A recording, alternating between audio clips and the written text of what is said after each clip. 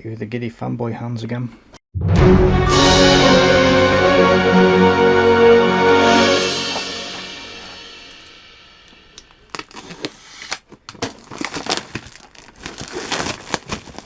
So, Saturday morning, this arrived on Thursday. I've done very, very well indeed to not rip into this because I'm working on R2-D2 at the same time. See? So by the time you get around to seeing this thing, that thing will be finished. And then I can put these two together then. However, the thing I am terrified about with this kit is, having seen a couple of other videos on the YouTube, is that, look how shiny that is. Now, having done quite a few cars in scale, crinkly plastic. Bandai, please sort that out. It's horrible when I'm trying to film. Right, we'll just concentrate on this frame for now. That stuff is horrible, and I really do wish that manufacturers would stop giving us this stuff, because you can't do anything with it. Luckily this is a snap fit kit. Say that 3 times really fast, I dare you. Snap fit kit, snap fit. Let's see if I have an example. After much crashing and banging and dropping things on my toe again. Where have you gone? Come here, you! Oh! Right then. The Roscoe car had chrome bumpers like this. This is actually off a Land Cruiser that I built a while ago. No. Sort of Hilux, beg pardon. The bumpers on this thing, and the face grille and the lights and the light bar just in there, were all plated like this. It's horribly shiny, as you can see. It's the same with this Revel kit of a Camaro. I think this is a 69 Camaro, I think. Yeah, 69 Camaro. It was the same with these bumpers and the headlights and the interiors for the tail lights. This stuff, you can't glue it at all, because you completely ruin this finish. And if you can see there, the way they connect these things to the frames to begin with, no matter how careful you are at trying to clean these up,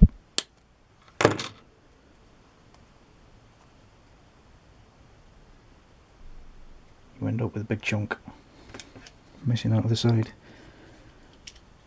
So as you can see, I got as close to the frame as I could.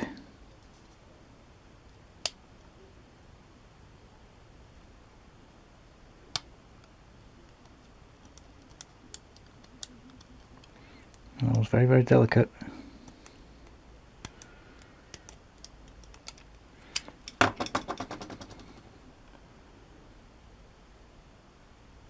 But that's what it looks like. You now have to try and fit that to a chassis and a body shell with that missing out of it. And it's completely ruined the effect that I've given you. But in the same token, some of these things have to be painted as well to get some detailing, like,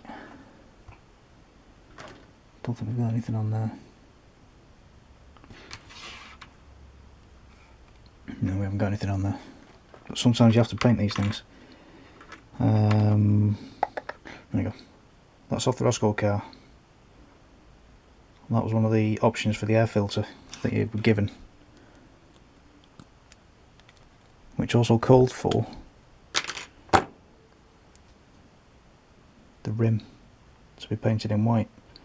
Now again, I've gone as close as I can to the frame, but you still take a huge chunk out because of the way they attach these things.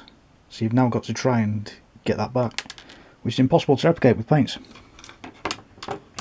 So what I tend to do is clean these parts up with where's it gone? Oven cleaner. Any brand of oven cleaner will do. That's the one I happen to have. I'll have to show you another project I've worked on recently, which is this thing. I didn't actually show this in the showcase video because it's a surprise for a certain somebody in my life.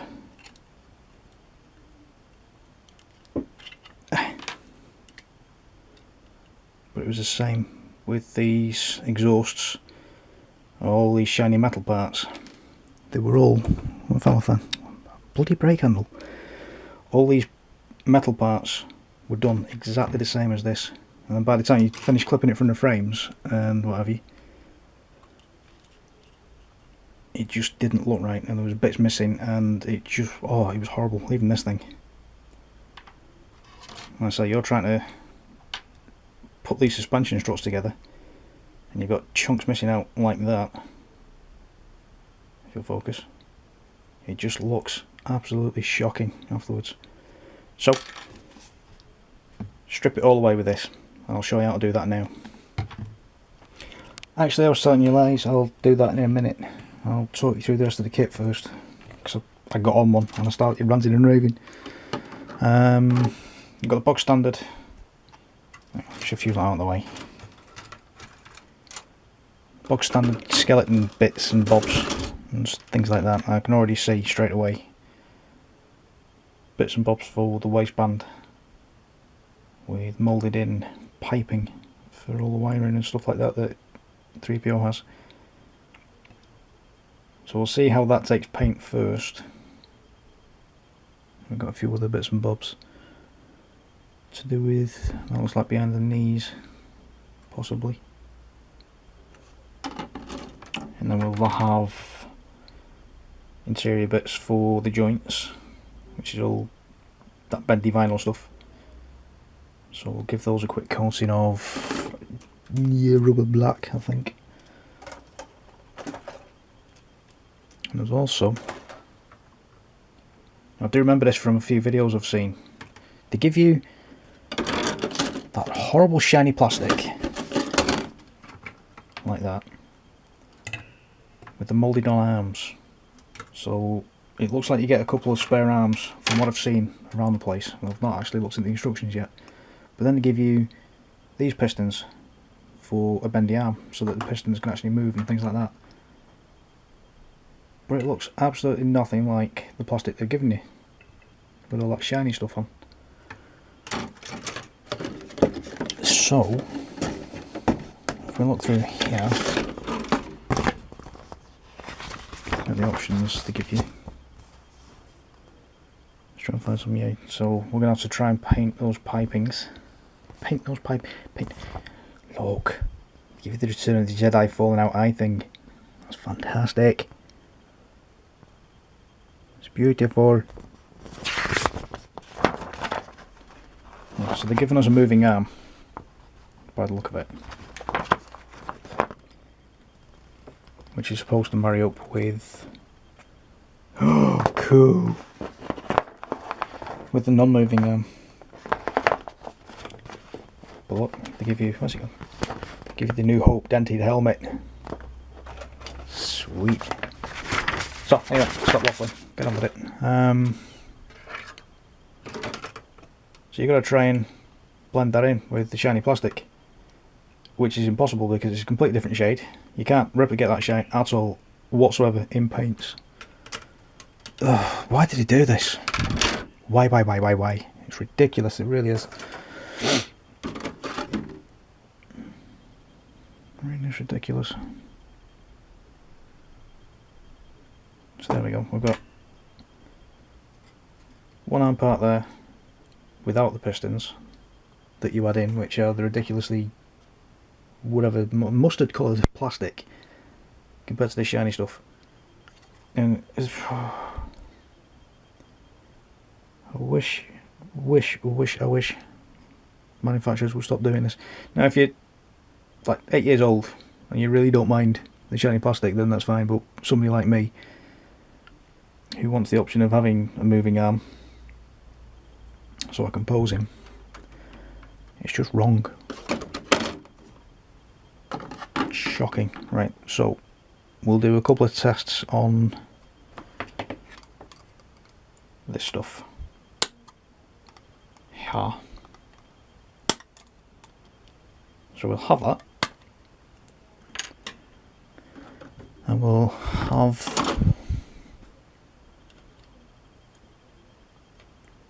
let's take you from there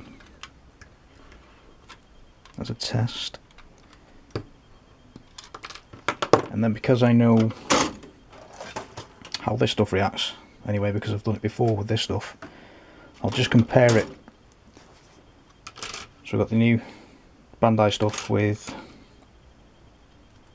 whichever company that was. What company was that? I think that was Aoshima. Then guys,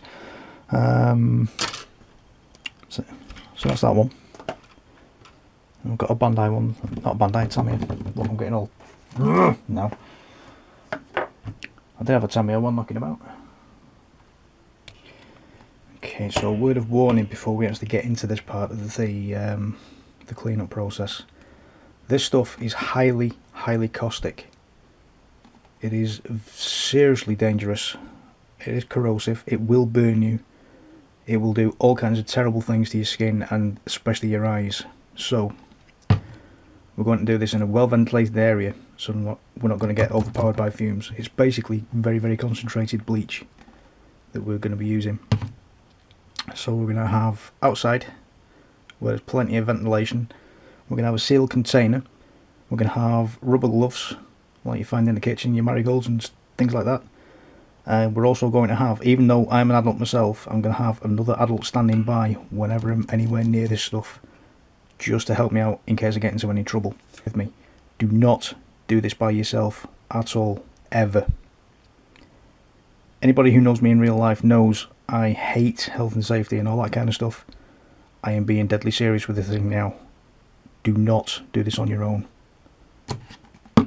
This will hurt you very seriously.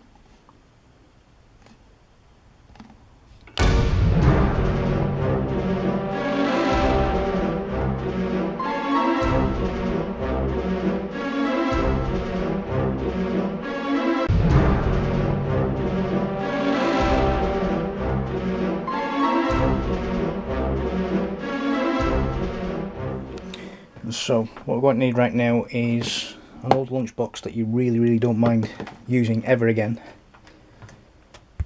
We need it large enough for all the bits and bobs.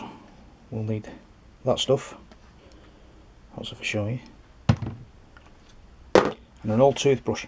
Old toothbrush, don't use a new one that you're going to stick back in your mush. Use an old one. And then, quite literally, where are you going? Put your parts in, and then outside, not indoors, outside, pour enough of this in to cover everything you've got. Now I'm hoping, by the feel of that, I've got enough that I should be able to get around about there-ish, so it'll be a nice little cover. Doesn't matter if we can't though, because we can always agitate it by doing this kind of thing. And the other stuff that really annoys me, or the other thing even really annoys me about this stuff is, don't know if you make that out, fingerprints. It is horrible at showing fingerprints up. It really is. Oh. There we go. Get fingerprints everywhere with that stuff. Hate it. Hate it.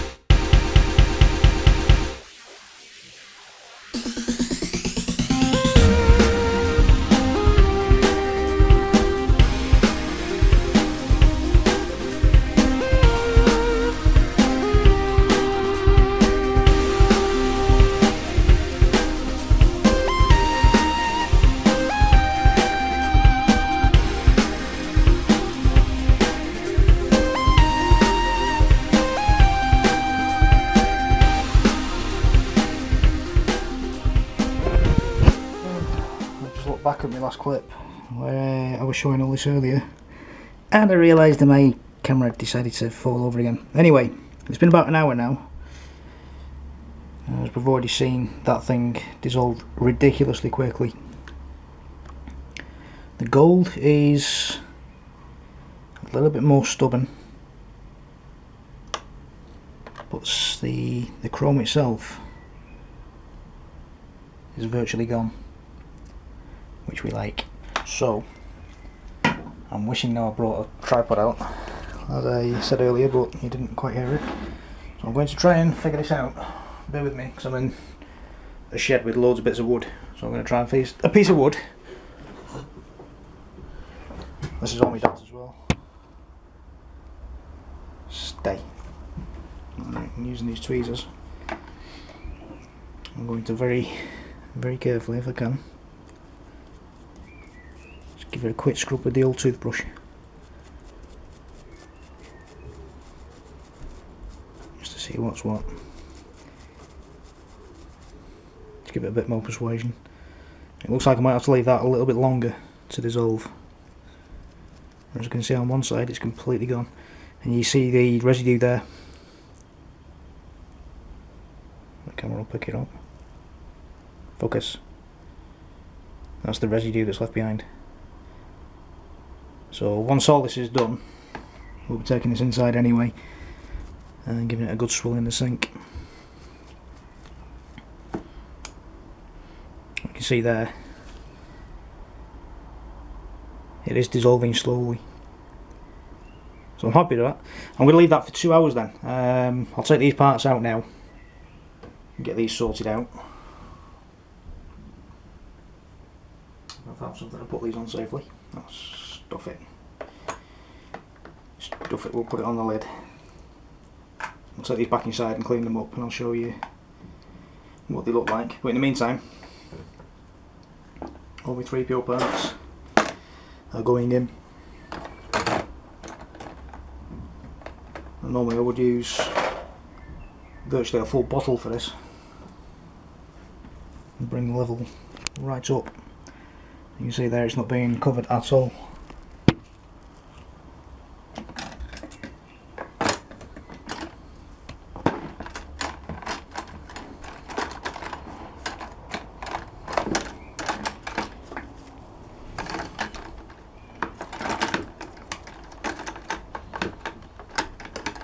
Talk amongst yourselves a minute.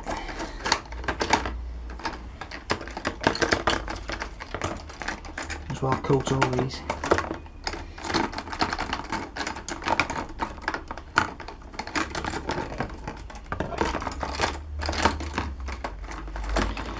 And don't forget, be really careful.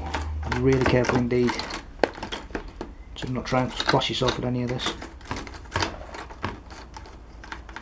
As I say, it is very caustic and it will do you some serious harm.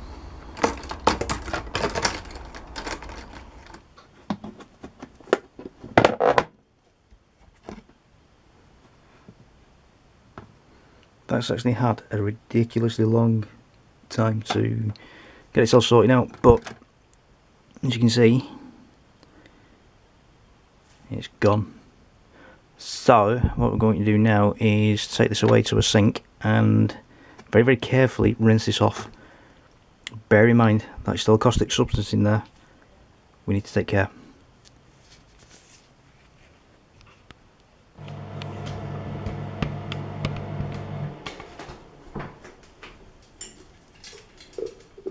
Most important part, plug in the sink, otherwise you'll lose small pieces. And then into the sink we go.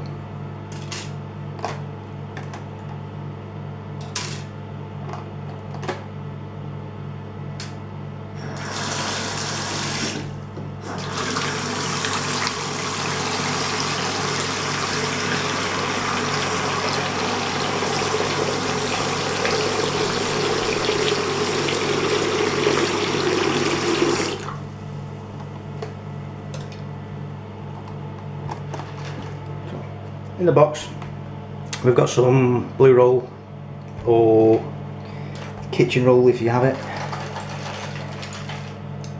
Oops. It's always worrying when parts drop off. That plastic is still like that, lovely and firm, but if you have a look, the plating is still coming off all over the place, and that's where the toothbrush comes in handy. So take your time with this part, don't rush it, make sure you get everything off. And you'll see that it comes up absolutely crystal clear. Now don't worry about that either, primer coat will take care of that. We're going from that horrible grotty golden silver colour, you still see some of it there, to this stuff. I'm happy with that, I can work with that. Like I say, take your time, use an old toothbrush, which I don't actually have to hand. Yay! Monkey see, monkey do. No, hang on, got that wrong.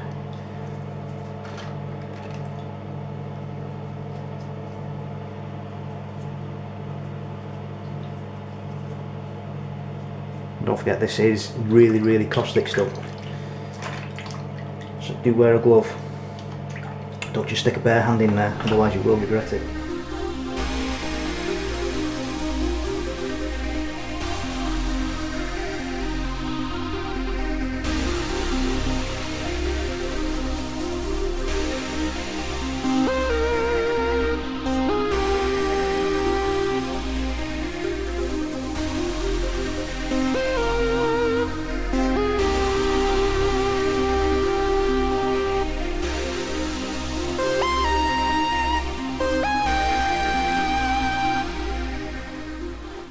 And then then we're left with something that looks like this, which is a lot better than that horrible platey stuff. So it's Sunday now. I've been out all day doing that Manchester 10k marathon. Oh, come here. And it's something ridiculous like 11 PM now. My feet are still running. It's odd. I finished ages ago as well, and we just hung around in the pub afterwards. Around for the Beechwood charity, who are a cancer care unit, and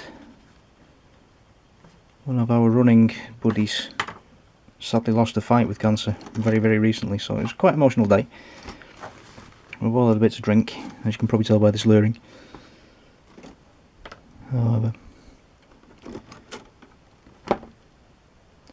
we're going to leave all this kind of stuff out now overnight to dry, and then we'll come back Monday morning. Wow, that's horribly white, but it's not, it's actually see-through.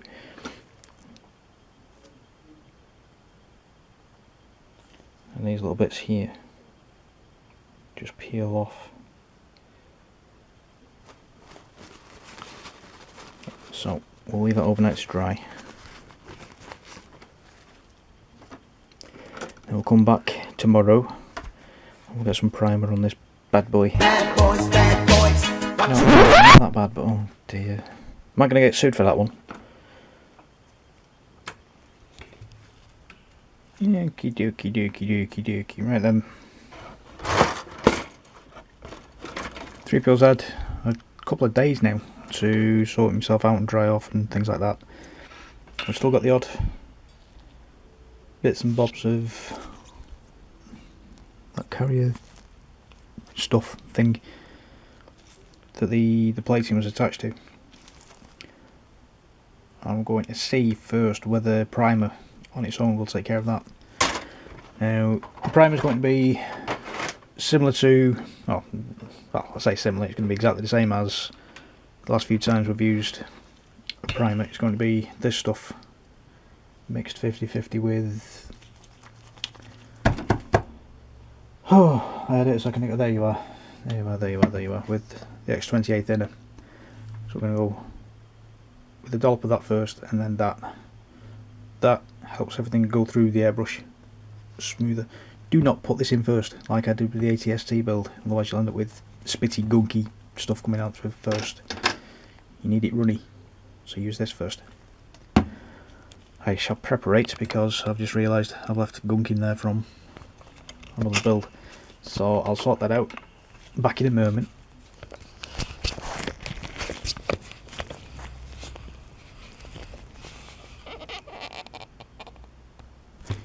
Battery change finished.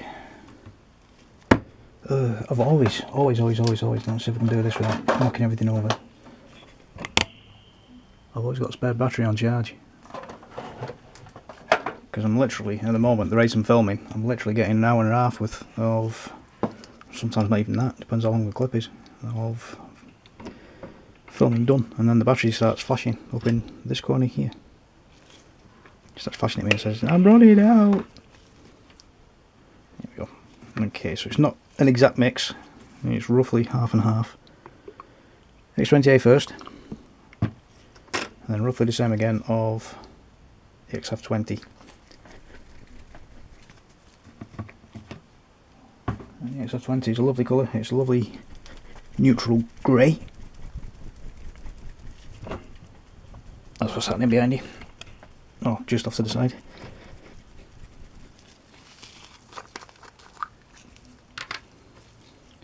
So it's roughly half and half.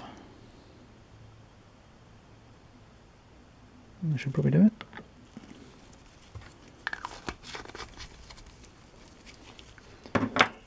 Now my white balance is going, what have you done? Mixy brush, mixy brush, mixy brush, mixy brush, mixy brush, there's the mixy brush.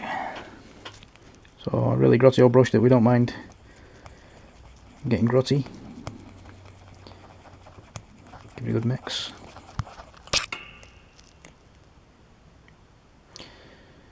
And that looks about okay. Probably just make out running there down the side of the cup. So you want it kind of milky, like a semi-skim milk. Kind of runny. And then just as an extra mix, I'm going to cover the end of the nozzle, very gently blow. You see everything mixing together. Lovely. And then just off to the side, I actually use the side of my spray booth, as you can see there, to test. A quick blow. That's working lovely. Right then. Let's get the first new frame. So I'll show you dead quickly on this frame. And then we'll move in with a time lapse. Just to cut down on the length of the video. There we go, very gently, very light coat.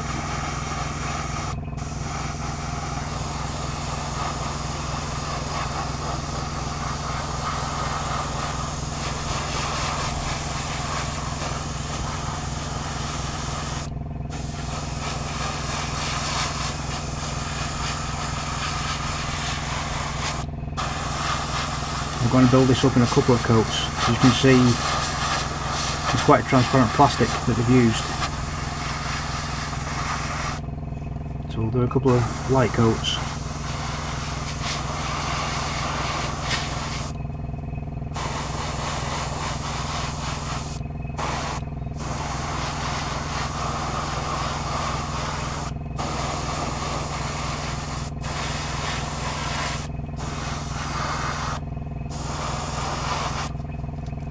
I'm going to do the back sides as well of the pieces.